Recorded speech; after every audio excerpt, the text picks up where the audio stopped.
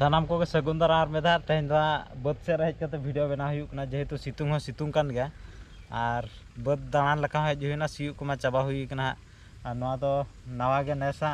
उनका बुद्धि हुई चेक को चाष हुई पनी परिवा को अदी मैंने चलो नोडे मा उनकाते चाष मा हुई नोडे बोरिंग हो लाकना मांग वीडियो करे पे नेल का गे तो ओना को मा ठीक गया और इन नपाय गनिया और चांदो बंगा आस्ते आपे को नपाय रगे हेना पे हाँ और नपाय रगे ताहे को पे तबन और चलो बन तेजा वीडियो के एतब जगह नासेना और कथा दो हुई नितो सोशल मीडिया रे जहाँ रेम चला इंस्टाग्राम चला फेसबुकम चला कि यूट्यूबम चला खाली लबो और सलोमी और इना मतरे दो हड़मा दुनिया लेका जतो आगे को मेने माने ओकोया कथा ओकोया ते आंजमा तो ओना लेका के इᱧ चिंता किया मिटी नोका हो हुई दाड़े जतो हड़ के ओपिनियन के को मे कोई सरी कथा ले तो कोई बांगा से माने अब आम ओकालकाम चिंता आम ओना अनुसार आमेम लैया इन ओकालकान चिंता ओना नोका पाछे हुई कना तो ओना लका के इन मिटी नोकान चिंता का जेहेतु उनी तपु दास मिटी जहाँ आको जहाँ नितो सोशल मीडिया करे जहाँ भाइराल कना हाँ फोटो को हला तपु दास उनी सला मा सगै मेना ताहे लेना नुई लबोदा तीना तायम करे खने कथा उनी सला ना उनी सला तायम ते कथा कान का नहीं सला हो रिलेशन मा ताहे लन गया से ताहे लेना और लबोदा सला हो कथा कना एनखान दो इना जहाँ मतामत हाँ कुड़ी मा पे बड़ा गया नहीं ठनो हनी ठनो अरे नुई ओकारनी सलोमी नहीं लबोदा ओकारनी उनका सोशल मीडिया ते जहाँ नुई जेहेतु फेमस से कुड़ी दो एक्चुअली फेमस और पैसा ठेन दो कोई हो बाको तायम सारी कथा गे ओको को पे खराब पे भाभी खान मा पे भाबिया किंतु सारी कथा तो नवा कना आम मिद दिन फेमस हो बाखान आम ठेन पैसा टाका तहन में कुड़ी आम पिछारे उनकान कुड़ी दो सेटर गया को बेस कुड़ी जो हड़ दो बांगा मेना को माने मैक्सिमम उनकान को उनका गया को तो उनका तगे जहाँ लका तगे एकिना सगै हाँ जोड़ाव कना यार नुई मारा हीरो मा ओका लका ताहला ओना मा सलोमी गे बड़ाया और बाद बाकी अब चेन हो बड़ाया किंतु नुई हो जेहेतु लोकल रे नुई हो दो सनाय कान गया नुई ठन तो मजा हताया से और बाद बाकी लबो ठन खन तो आज फेमस आज चला जुदी मीटिंग फोटो अपलोडा उडी हड़ को लाइक से लाइक गे नेस तो माने नेतोगा जुग रे तो ओनागे उडी खुशी चेत नामो चेत दो बांगा ओना मा आको को लई दा किंतु उडी फेमस माने उनी सला सेल्फी तीन मेना हनी सला फोटो तीन मेना उनका कथा तो ओना लका गे जहाँ इना अनुमान हाँ जते बड़े नुई सला रिलेशन रे तहना और नुई सला मा मेनाय गया माना सर तपु दास जहाँ और लबोदा सला मेनाय गया जेहेतु उनी सला नोका रोपड़ रोपड़ खान दो कोड़ा हम इंटरेस्ट हो गया मिट्टी उन्हें चेहरा कुड़ी से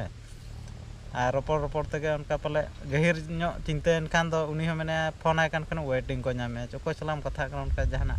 रोपड़ मा हुई गया से मैंने नाका नाका डाउट आज भीतर तहना जेहेतु नुई पूरा कंट्रोल आजा कंट्रोल लबोदा हाँ जहाँ कंट्रोल खाने नई ओना बाय उनी मा जम परको डंगरी दो जिते जहाँ तले रहा जोड़ाते तपा कते बाड़गे दो बोलन गया ओना लका कथा उनी जेहेतु कंट्रोल और नई हो नई सला सुपुर सुपुर जेहेतु तहना जहाँ बाको मेना से ओना सेंगल सूर गतम दो कान छेरो गया ओना लका कथा और लबोदा बाहर विदेश रे नई नकिनम कंट्रोल किनते हुई दाड़ा कि बा हुआ से नई ठेन सेन दाड़ा से हनी ठेन खने अचो दाड़ा ओका सेन हो अचो दाड़ा प्रॉब्लम तो नोडे इना चिंता धारा दो नवा तापरे माने चेद आरम मेना माने ओका हम बांगा नई जुदी मेताय कना इन ठेन जुदी बाम हजो इन नोका मी हनी मेना ओकोय सलाम नाका कना माने कुड़िया बुझे दाड़ा कना पे ओकारे टेंशन चलायना हनी कोड़ा सला जुदी बाय नापाम कान नुई टेंशन एमाय कना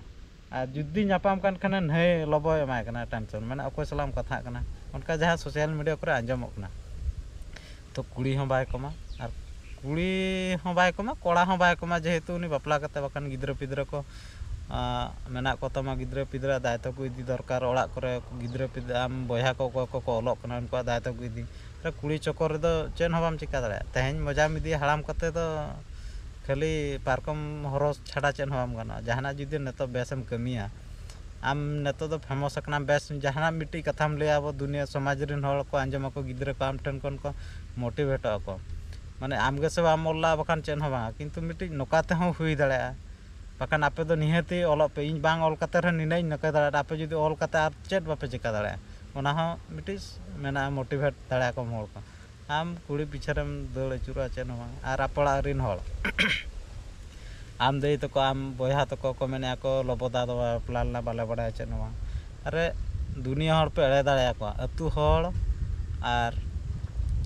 आपे आयो बाबा को तो तीसो बापे एड़े दाड़ा को अरे सरी दो तीस आर नेतो जेहेतु सरी कथा उडोकना आपे ओका मेनहाते कुली पे दाड़ाना ओका मेनहाते बाजार पे उडोकवा जहाना के सरी दो सरी कथा के लई दरकारोग कना तो लोबोदा हो भूल मेना गया आको फैमिली हो ओना मेनते जतो हर दो बाबो क्रिटिसाइज को आर उनी कुड़िया मा खराब उनी कुड़ी खातिर तहन दो उनी लहमा कना हला उनी कुड़ी खातिर सीधा लहमा कना उनी कुड़ी खातिर के नुका नुना झमला हला आर तपुदास कना मेन उनी हो बाम दोष दाड़ाया से इनवा अकोय कन्फ्यूज रगी तान कना तपुदास सोलोमी लोबो हो जेहेतु उनी सला क्लोज मना उनी हो टेंशन एम का तपुदास रे जेहेतु उनी पूरा हीरो कना ताय आर मेना इन आलो ओड़ा सुर रे उल जो को आर एटा हड़ बाहरे रेन को हिजु तको जमा आर इन दो हरो सुमुंग ओना लका कथा बुझो दाड़ा कान पे बुझो हड़मा आर चलो उनका के तहन मा कंटिन्यू आर अकोय को मतामत आर ओका करे मेन मा नोका जतो हड़ के ओपिनियन के मे सोशल मीडिया रे को इन मेने जे नोका ओना हो सरी मा बा अरे ओना परे आरो ओका सरिया ओका चेट बांगा लोबो तो जहां के हिजु गया कथा मा सरी गया तीन अब लगन कते चेट हुआ इन मेनते आज न्याय न्यामा से आमे मेनते न्याय न्या आमे इम जहां कॉमेडी ते न्याय ना चेन हो बा जहां हुयु कथा ओना मा हुयु कान गया किंतु अब ओना भितिर रे जहां के वो पिड़गा पिड़गी कना चलो बो उनका के कंटिन्यू तहन मा आर को नवा को चैनल पे नेल खान तो चैनल सब्सक्राइब मा और लाइक्स और शेयर आलो हिडिन मा चलो बो उनका के तेजा सितुंग और सितुंग उमुल रे नोडे खुला मैदान रे एंजॉय हुयु कना चलो बन गाइस उनका के तहन मा चलो न्यापाम नेक्स्ट वीडियो रे।